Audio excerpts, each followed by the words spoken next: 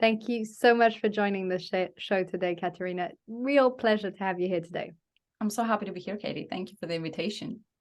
And I'm super looking forward to our topic. We spoke a bit about it off air just now, and woof, such a great topic. So guys, if you're listening, stay in there. I don't say this every episode, though, of course, they're all brilliant, but this topic is amazing. And I think everyone can benefit from it. So let's just go straight into it, which is you work a lot with vision and with goals, and this is one of your areas of expertise. Your TEDx was recently released on our goals preventing you from achieving success. Is that correct? Correct. Okay, because I just found out about this. I'm going to look at it just after when we hang up. But this is such an interesting topic. So the place I'd like to begin with is, what steps do you personally take when you create a vision? So let's say at the beginning of 2023 or a new year, or maybe it's a big birthday, or maybe you feel that something needs to shift and you think, okay, I think it's time I relook at my vision, what I want in life, what I want in my business. What are the steps that you take to gain clarity on this? I love this question. I actually do it twice a year because I do run Vision Path, my 6-week program for my clients twice a year. And I always redo my vision as I'm helping them do their vision. I'm doing this. So I've gotten into this practice, and I realized in the past, I would do the vision it started every 3 years because I thought, oh, it's long term. And now I'm doing it twice a year because it evolves quite a lot. So the first step is I start with what matters most. And what matters most for all of us is health and relationships. So I'm a big believer, let's put the rocks first in the jar and then the sand can fill in the gaps, right? And many of us don't think like that. Health is super important because if you don't have health, you lose everything else, right? If work doesn't go well, you still have your relationship, you still have your hobbies, you still have your dog or whatever. But if health goes down, everything goes down. So I will start with, what do I want from my health and my loving relationships and play experiences I want. When we're talking, when it's a birthday or the beginning of the year, what experiences would be fun to have this year? So I start with that.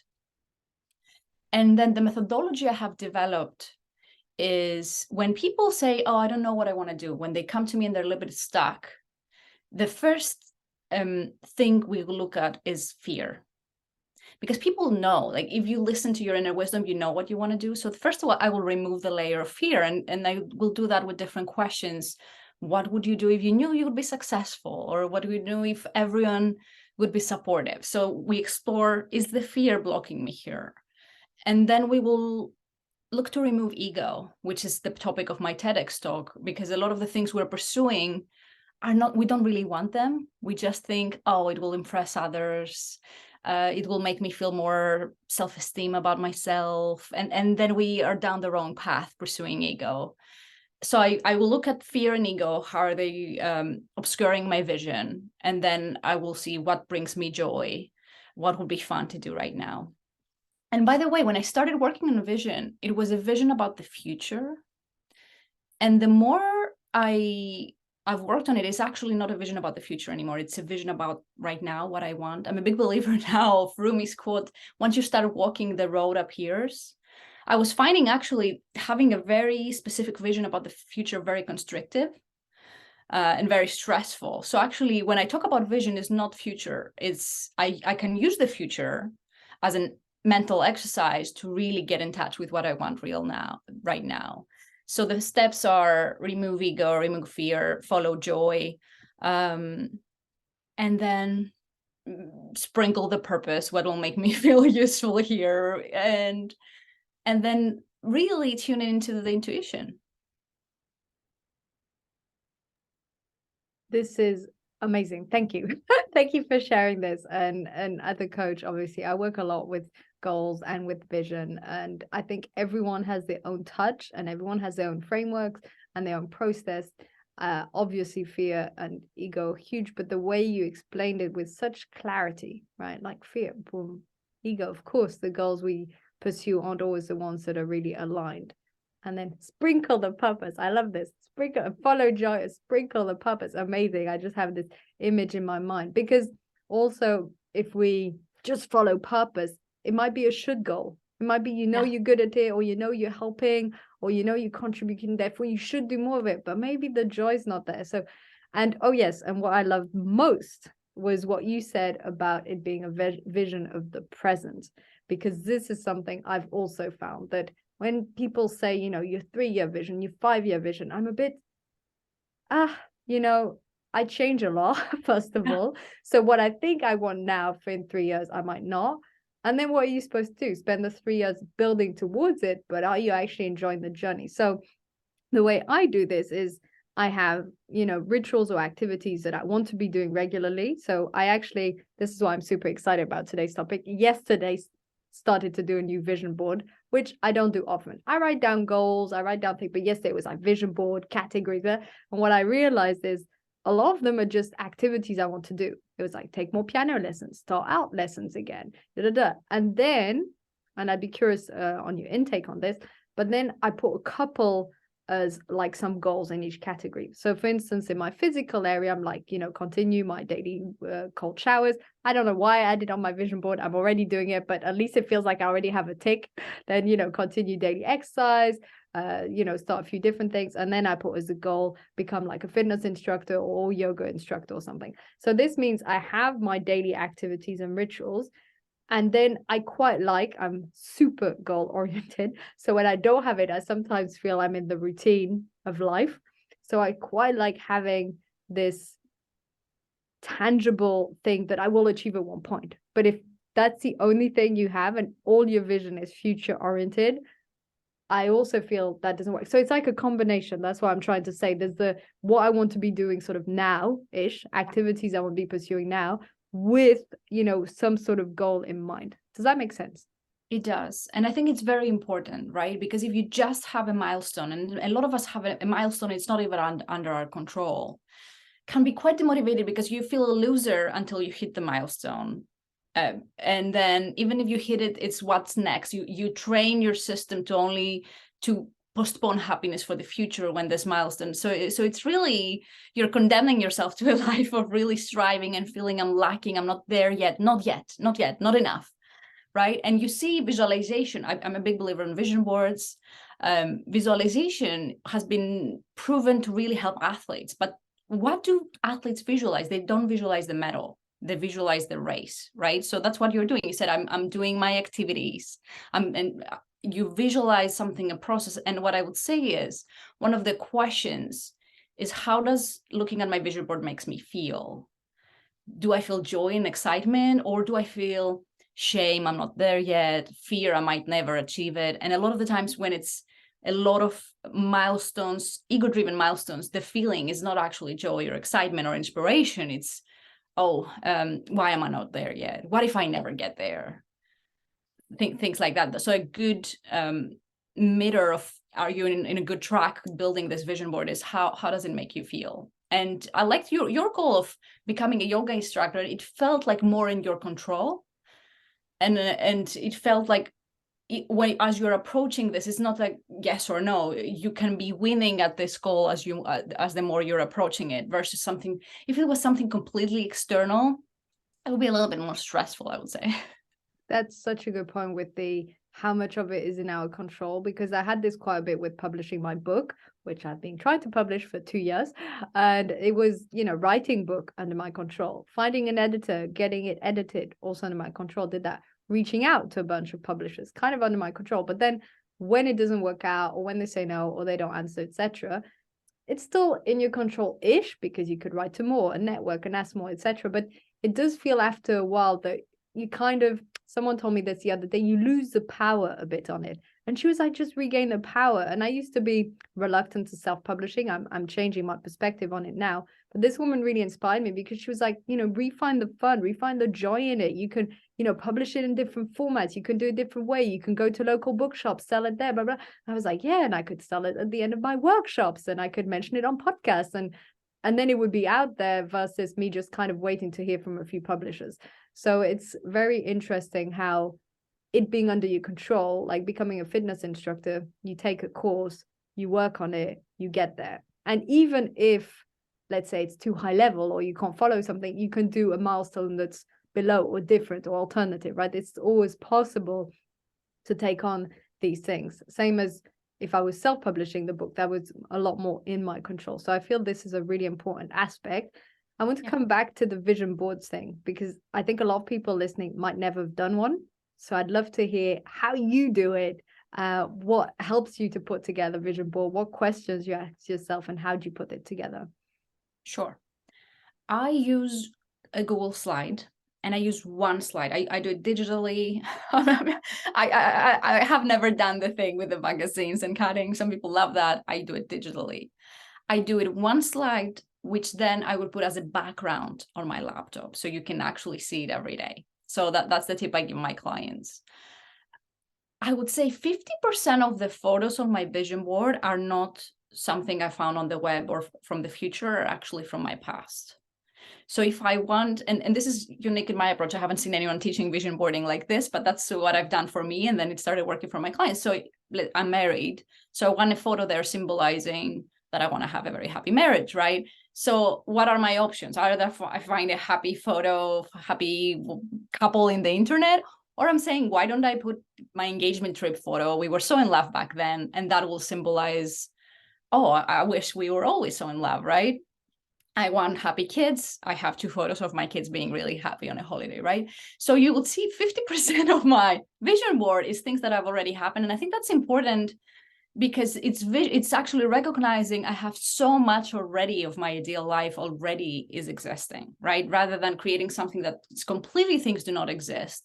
A lot of the part is, I want to maintain this. I want to continue having happy kids.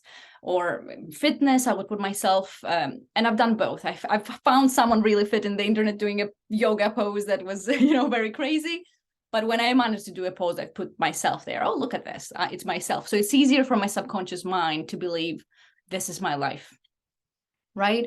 So I like, and I'll share an example of how this works. In the beginning of the year, I felt, oh, I want to spend time with my girlfriends. I have 2 young kids. I hadn't really traveled with my girlfriends. I put this in my vision board. It was the year when I have fun with my girlfriends. But it seemed impossible. One is a mother of young kids. She never goes out.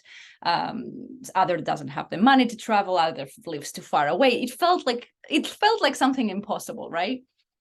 So I put it on the photo. And what that makes is it helps us focus our attention. We have so much information. So a few days later, I think a week later, I caught a social media post that was Sarah Blakely, the CEO of Spanx, celebrating her birthday, and she had gotten her girlfriends on a trip. I wouldn't have noticed this post because we watch thousands of posts every day, social media in our feed. But because I had put it in the vision board, this became immediately interesting, right? That's why vision board works. I was like, oh, that's interesting, because I just had identified I had this need, girlfriend time, and Sarah Blakely. And I saw that. And I was like, oh, that's so amazing. She every year for her birthday, she invites her girlfriends on a trip. That's amazing. When I become very rich and very successful, I'll do that, right? But then I started following the stories of this trip. I found it inspiring, right? And then I think a week later, let me check. How much are the flights? I'm Greek. From Athens to Mykonos. And I see they were like something ridiculous, 20 pounds, something affordable. And I realized, and at the moment I see that, ask my husband, is it okay for my birthday I take my girlfriends to Mykonos? He says, okay. I text my girlfriends. Within 2 hours, I had organized my birthday trip with my girlfriends to Mykonos. So from vision boarding to reality, I think it was 2 weeks. And this was incredible. This is how this works. Something that felt impossible and hard. Then because you have identified, I want this, you're more open to the information that will give you inspiration. And then you're more open to the ideas. Let me check this. Maybe that's not so expensive. Maybe I can afford to invite my friends to Mykonos, especially because they live in Athens as well. And it happened. And I did spend my birthday in Mykonos, and it was amazing. I just wanted to give an example how this can become reality pretty quickly.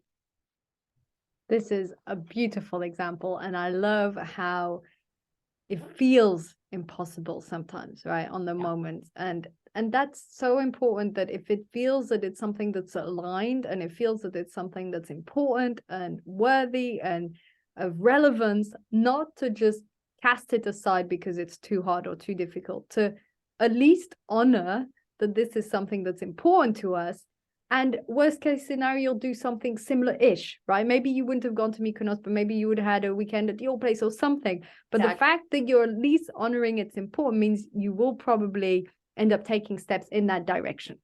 And I want to note to that we shouldn't be too attached on the how.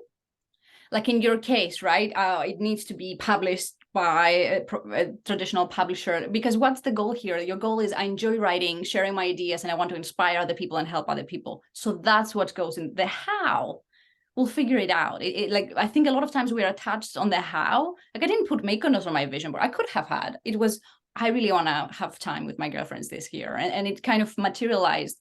The ideas and the opportunities came later. And I'm a big believer of things feel impossible because we're not aware. Once we start moving and researching it, a lot of ideas will come and a lot of opportunities will come.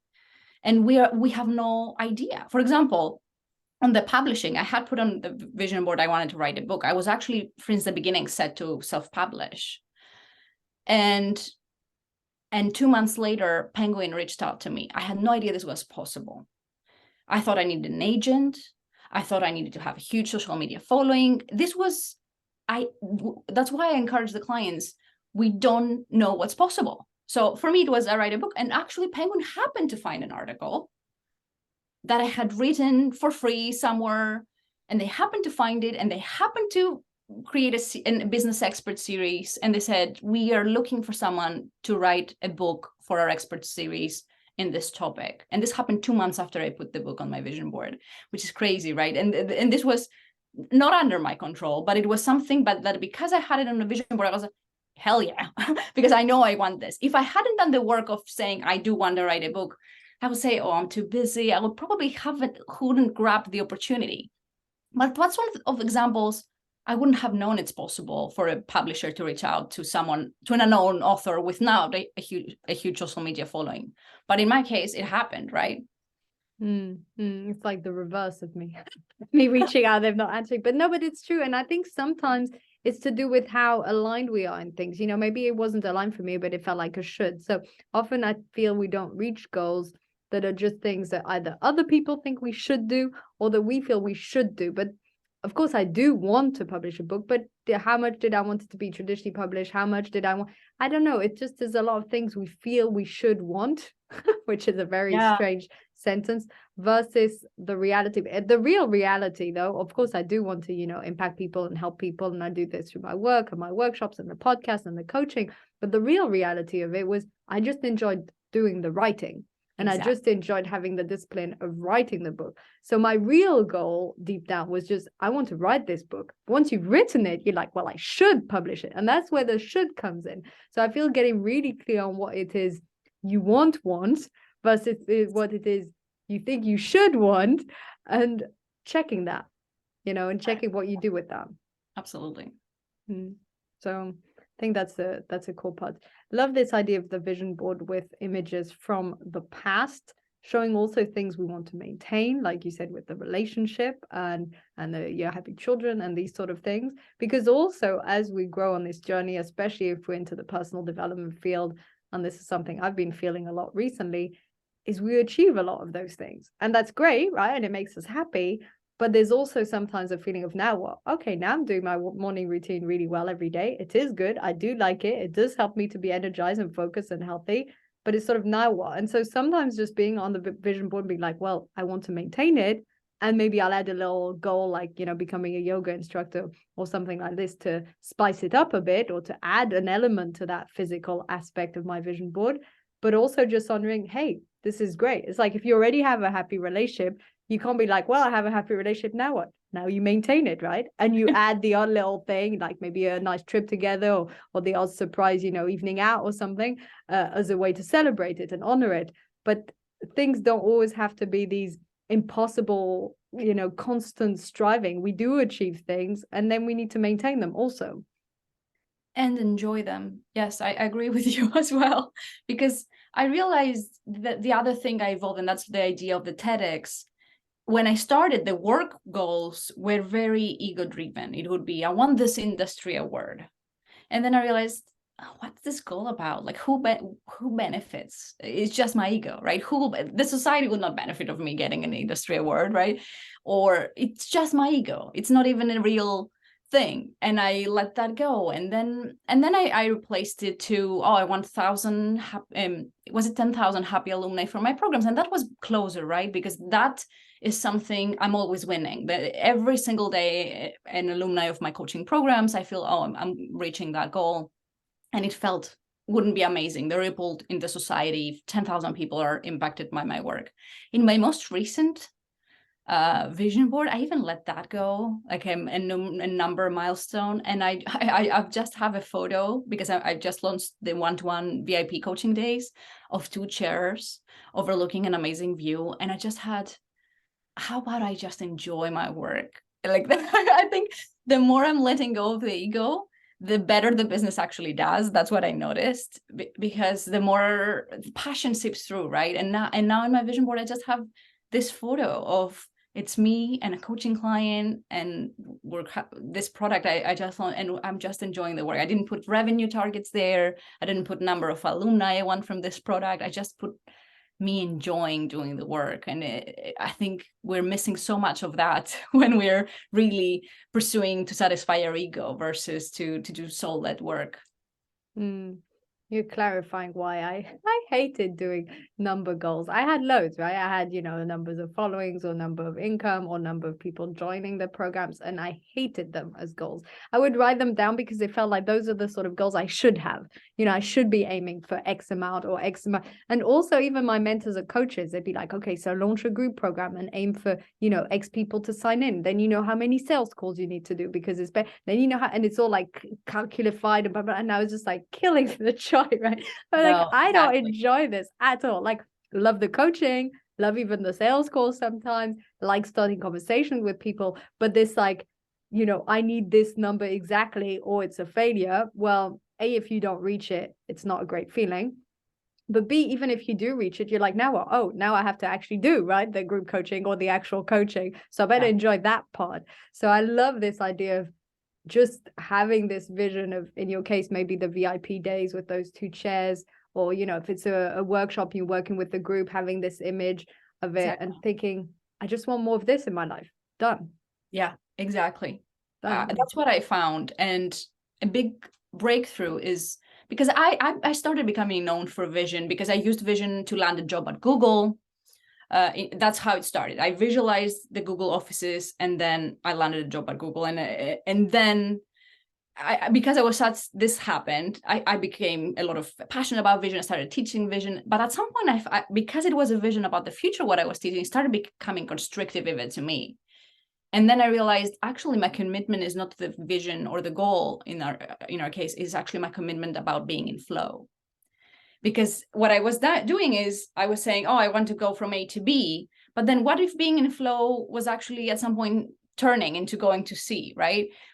And I was feeling I had committed to this goal. So I was moving myself away from flow just to follow this goal. And now I kind of let that go. And my commitment is, how do I feel? Am I still in flow? And for the listeners who are wondering what is in flow, is feeling I'm enjoying the work. I'm losing track of time. I have enough challenge to be interested. I have enough ease to not be in panic mode. And I'm aiming, as long as I'm in flow, I trust that the numbers will take care of themselves. It's not my job to worry about the numbers. My job is to commit to being in flow. So that's when I produce the best work. Then that's when the clients become passionate advocates. That's when you stay in the game long enough without burning out and you produce legacy. Yeah. I'm just sort of yes, everything you say, just agreeing to the extent I have no like follow-up question or anything. I'm just thinking, yeah, because I do the same. I try and see, am I in flow both throughout the day and in different activities, and try and see which ones bring me the most joy or the most flow. Podcast is one of them, because I get meet great people like you and also learn new things. So it's 2 things I love combined. And so I look which activities am I the most in flow, but then also, and I think you're also talking about this, is there an overall flow? Do I feel flow in my work or in my life? And sometimes I don't. So I might feel, flow throughout the day, in each activity, coaching session, workshop, podcast.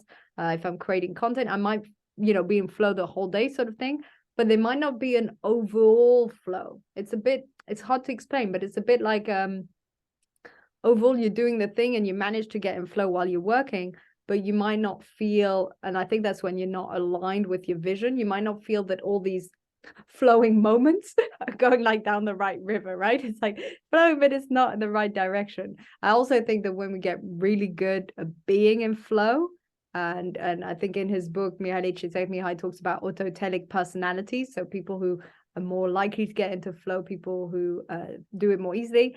I think we can get into flow quite easily, which is great, but it still might not be for the right things, right? You still might end up doing the activities that aren't really the most aligned. Yeah, what I found is at some point, you need to let go. Like for me, the biggest impacts on being in overall flow is letting go of things that are not aligned. Like sometimes letting go of clients, contracts, killing products, saying no, in the past leaving job. Like I left Google after 8 years. It used to be the dream job, and it was a huge thing for me to leave Google and launch my business. But every time, so it takes courage, because you realize, oh, I need to let go of something that provides me some security and some ego relief as well, because whether it's a big client or it's both, right? It plays in both our fears and our ego. And I actually need the courage to let that go, to create space for the new thing that will get me inspired and feel more aligned for the new me now. It was great for the old me, that thing. And that's the problem, right? Because we changed. Google used to be the dream job, and 8 years later, it wasn't. Or a big client I had that was providing constant stream of work. When it came, I was so grateful and so inspired. And at some point I was like, this is not anymore. And I had to have the difficult conversation. Actually, we need to stop. And I transitioned that relationship, but in both cases, it took me a long time, by the way, longer than it should. And it required a lot of courage to let that safety net go in order to, and then in both cases, it created a lot of space for new excitement to come in. Yeah, so much to think about. I'm like, absorbing all of your words. I'm like, yeah, we do change, and trying to, of course, every time I have a sort of podcast interview, I'm kind of self-coaching myself in my head, right? I should be fully focused on the interview. Between you and me, I'm thinking, yeah, letting go. What do I need to let go? Oh yes, come back to the interview. We'll think about this later, Katie. But yes, it's so true. And I think these are, like you said, it requires a lot of courage, and there's things we don't always address, or maybe we're aware of, but again, the comfort zone comes in, or the fears, and so it can be quite challenging to really do it, like take that leap. Okay, well, we're already approaching the end of the podcast. I literally feel I could have talked to you all day, and this is in spite of it being the third interview today. So that shows how energizing both you are and the topic. So it's fantastic. What would be one last sort of direction and insight? So for someone starting from scratch, thinking about their vision, we looked a bit at like dropping the fear and the ego and finding what brings joy. What could be like a practical, 2-3 things they could do to start creating this vision, especially if maybe they've never done it before, or maybe it's particularly challenging for them? A practical thing I would say is to create a safe what if experiments in their head. Because as I said, I've seen the biggest blockage is the fear of what if I see clearly what I want, and what I clearly want requires I say no to some current things. And then wait, what if I see clearly what I want and then become unhappy with what I have, or I need to blow everything up? So the fear is stopping us. It's not that we don't know what we want. It's just sometimes we're afraid to look at what we want out of fear. So in these cases, the way I work with clients is, let's create a safe environment. I'm not going to ask you to quit your job, or change your business, or leave your country, or whatever. But let's create some options, and let's design some experiments. You don't have to take action. You just need to experiment to test this hypothesis. So let's say someone wants to be a yoga instructor, and this hypothesis. How can we test this hypothesis? Maybe it will be online research. Maybe it will be taking a course, a yoga instruction course before you leave your day job, let's say, right? Maybe it will be to interview other yoga instructors and see how it is. And you just see it as a scientist. I have this few hypotheses about what I want to do. I will give you an example. Over this weekend, I was testing a hypothesis for myself, whether I'd like to launch a podcast on my own. Because I was thinking about next year. Should I write another book? Should I launch a podcast? And my experiment was actually online research. So I started online research, what podcast producers, podcast productions, and I went into the whole thing. And I tuned into my feelings. And instead of feeling joy and excitement, I was feeling quite overwhelmed and stressed in my case. And I realized that's it. I had the hypothesis, podcast could be fun. I did the experiment without risking, without spending tons of money. Sometimes you'll need to spend money in your experiment, and that's fine too. But in my case, I was like, not yet, not now. It's not the right thing, because I did an experiment, and the experiment was just online research about this. And I tuned into my feelings. So I think that's a very practical, risk-free way. Just create a few hypotheses and test them like a scientist. No need to sacrifice anything yet, and give yourself time. I think a lot of times we put so much time pressure, especially with goals. I need to hit this amount of revenue by then and this amount of clients, and just release all that, the time pressure. And a lot of the times it takes time if you are to do a major pivot. And for most people, you won't need to, because even 2 millimeters of change in your business and your leadership, if a plane changes 2 millimeters, it will end up in a completely different destination in the long term, right? So we don't have to make a huge pivot. Even the 2 millimeters, as you said, the morning routine, even if I improve it like a little bit, you'll end up in a completely different fitness state of mind, right, over time, because it's compounding this little changes. But I've made big pivots myself, like leaving Google to launching a coaching business. It took me around 3 years. And that's why I'm telling people, if you need more time, if there is a major pivot you need to do, give yourself time rather than time pressure. I need to decide it right now, and I need to see it very clearly. Just follow your interests, build experiments, and then you build competence. And then after competence comes confidence, and then you may make the leap. Give yourself the luxury of this time. It doesn't have to be right now. I need to see it clearly. I need to jump. You don't want to do that. You want to do any transition or pivot with a regulated nervous system. So true. So true. Drop the numbers. That's what we're saying. But I mean, for all my corporate clients that love KPIs and stuff, they might not like it. But, if you're doing your personal vision, at least try and drop it. Amazing. Amazing, Caterina. I've loved having you on the show. It's been such a pleasure. Where can people find you? You also said that you had a free webinar that people could listen to. Yes. People can find me. theleaderpath.com is my website. I also spend a lot of time. I post daily on LinkedIn, Caterina Kostoula on LinkedIn. I do have on theleaderpath.com/visionpath, I do have a free 1-hour webinar about designing your life vision, which I talk about all the misconceptions we have about life vision. So I think that could be a good follow-up for the people who want to dive deeper into the vision. Amazing. Thank you so much. It's been a real joy. Thank you for being here today. Thank you.